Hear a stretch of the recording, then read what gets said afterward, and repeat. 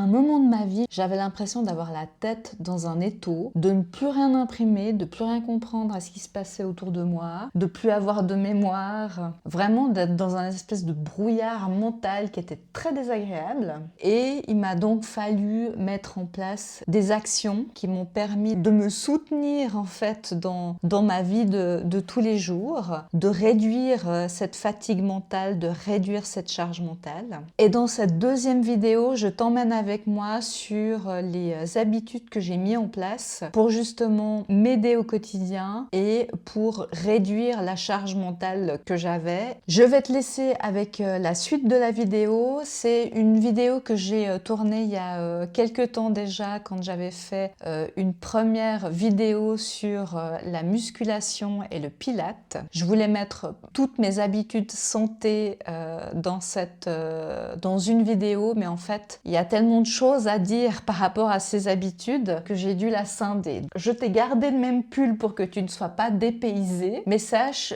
que les prochaines images ont été tournées il y a quelques semaines déjà. Je te laisse avec la suite de la vidéo.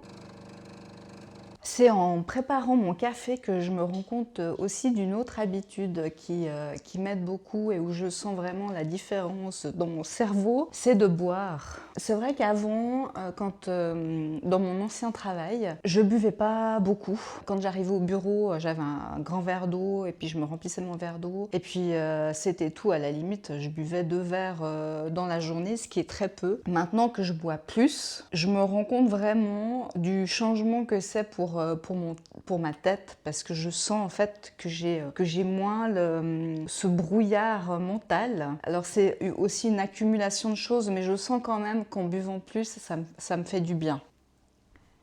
En buvant plus d'eau, parce que forcément on peut boire du café, mais c'est pas ça qui va nous aider. Je sens l'impact que ça a sur moi en termes de... J'ai moins mal à la tête aussi.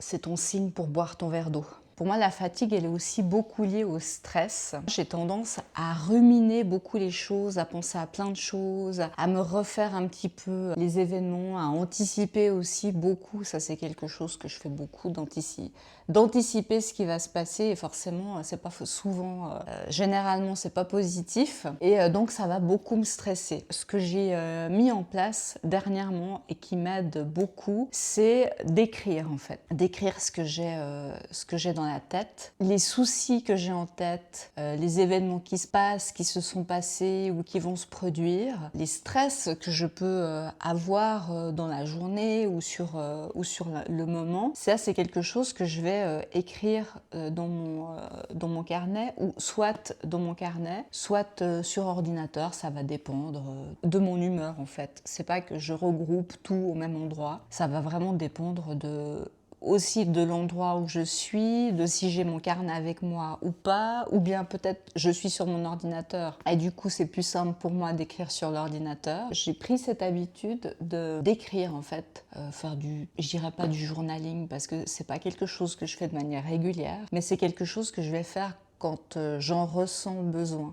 Vraiment quand j'ai un trop plein de pensées, de choses négatives, peut-être aussi positives, voilà, mais en tout cas quand j'ai un trop plein de pensées, je vais les décharger sur le papier. Ça va me permettre aussi de dérouler ma réflexion, peut-être de trouver des solutions à certaines problématiques. Ça m'aide aussi beaucoup dans le fait de me décharger la tête. Ça va vraiment diminuer mon stress et ça va diminuer ma fatigue mentale, ma fatigue générale, quoi.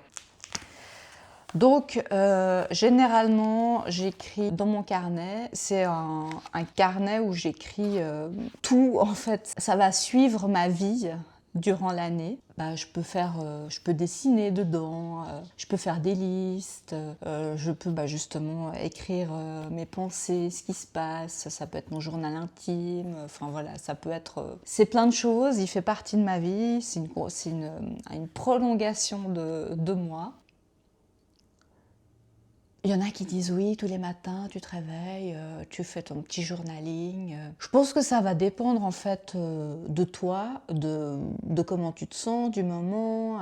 Moi je sais que j'ai les idées, les réflexions qui tournent en boucle dans ma tête, soit le matin au réveil, donc effectivement d'écrire le matin ça va m'aider, soit le soir, et puis là du coup ce sera plutôt le soir que je vais écrire. Dans mon ancien job, j'avais une heure de train aller et une heure de train retour. Souvent, je prenais 5 minutes pour écrire en fonction de comment j'étais, enfin voilà, ce qui se passait. Et souvent, on se dit ah mais j'ai pas le temps de faire les choses, j'ai pas le temps de faire de sport, j'ai pas le temps d'écrire, j'ai pas le temps de bien me faire à manger. Moi, j'ai une tendance à beaucoup être sur mon téléphone, à beaucoup scroller sur les réseaux. Je sais pas si toi aussi c'est ton cas. Ce temps d'écran qui sert à rien, qui te pollue l'esprit, il y a peut-être une partie que tu peux consacrer justement à ces activités-là qui te font du bien au corps et à la tête. Je pense à autre chose, dans l'aspect justement se libérer l'esprit, se décharger en fait du trop-plein des émotions, du trop-plein des pensées. J'ai écouté un podcast il y a quelques temps et puis ils parlaient justement, ils avaient invité un psychologue ou un psychiatre, je ne me rappelle plus exactement, et ils parlaient de la charge mentale. Il expliquait ce qu'était en fait la surcharge mentale, la surcharge cognitive, et il expliquait en fait que il fallait imaginer une boîte et dans cette boîte on mettait plein d'autres petites boîtes. Ça peut être, je sais pas, les courses, la maison, les enfants, le travail, les mails, qu'il faut les imaginer qu'on met dans cette grande boîte. Et puis à un moment, la boîte est pleine et puis on a beau rajouter des choses, ça rentre pas, ça rentre plus. Donc c'était une illustration assez intéressante du fait que on n'assimile plus en fait les choses. Quand on est en surcharge mentale ou en surcharge cognitive, on n'assimile plus les choses supplémentaires qui arrivent, les informations qui nous sont données. Quand on discute avec quelqu'un, on se rappelle peut-être plus ce qui a été dit. Enfin voilà, on n'arrive plus à intégrer les nouveautés. Et puis ils expliquaient en fait comment réduire cette charge mentale, comment vider en fait ce trop plein. Et souvent on se dit ah je vais faire une pause, et puis en faisant une pause tu vas lire un livre, tu vas écouter un podcast, ou bien au travail tu vas prendre un café avec tes collègues. Le problème de tout ça, c'est que ton cerveau il est toujours en activité. Ce qu'ils expliquaient, c'était qu'il fallait plutôt faire des pauses cognitives et plutôt faire des pauses sensorielles, c'est-à-dire oui, aller boire un café, mais pas forcément avec tes collègues, ou en tout cas un temps pour toi. C'est de sentir la chaleur du café dans tes mains, c'est de sentir l'odeur du café, c'est de laisser divaguer ton cerveau, c'est de regarder par la fenêtre et puis pas de penser à rien en fait, de laisser faire. Je me suis rendu compte que quand j'étais plus jeune, adolescente ou jeune adulte, souvent j'avais des moments, je dirais pas d'absence, mais c'est des moments où tu sais ton cerveau il se met comme en pause, t'as le regard dans le vide et puis tu penses plus à rien en fait. Et c'est ça la pause cognitive. Ton cerveau, à ce moment-là, il va aussi intégrer les choses, trier les données qu'il a, trier ce dont il a besoin, ce dont il n'a pas besoin, archiver s'il y a besoin d'archiver des choses, ou garder en mémoire ce qu'il a besoin, ou mettre de côté ce dont il n'a pas besoin. Et c'est ça en fait qui va te permettre de réduire ta charge mentale, de réduire ton stress et pour moi, par voie de conséquence, de réduire ta fatigue. Et il y a autre chose que j'ai découvert dernièrement, c'est la créatine.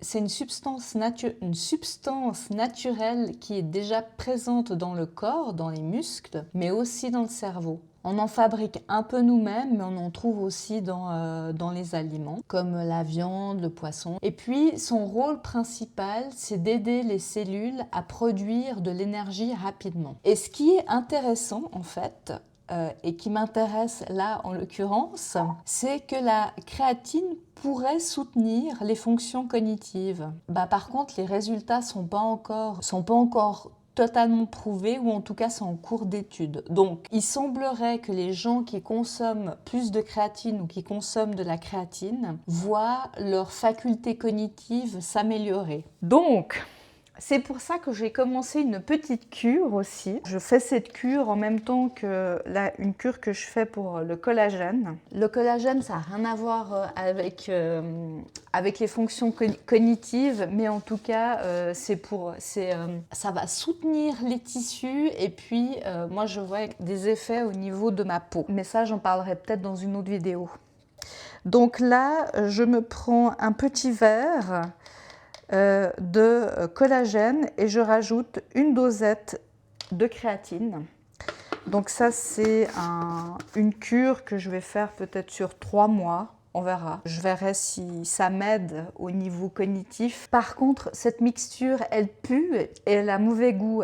Ça a le goût de poisson, quoi. Ça vient pas de la kératine, ça vient du collagène.